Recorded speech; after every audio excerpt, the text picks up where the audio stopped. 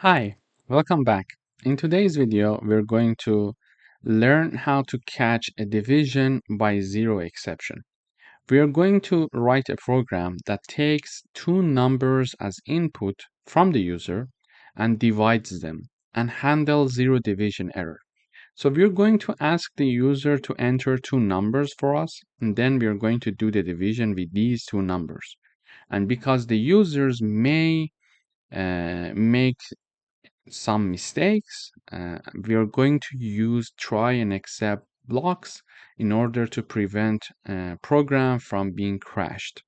So here we are saying that enter a numerator from the user. We are assigning it to variable a. Then we are saying that okay, enter denominator, and then we are assigning it to b.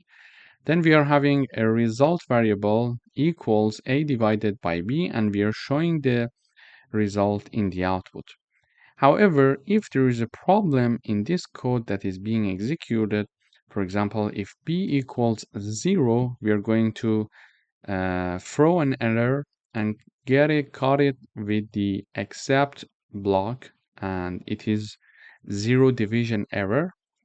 And then we are going to show this message, okay, error cannot divide by 0. So when I run this code, it says enter numerator. I enter, for example, 10. It says enter denominator. I would say, for example, 5. It says result is 2. So 10 is stored in A, 5 is stored in B, and the output of A divided by B is stored in result, and then we are printing the result in the output. However, if I'm having, for example, the first number, the numerator to be 20 and the second number to be 0, it is going to throw an error, and this error is caught by the except keyword, and it understands that it's a zero division error.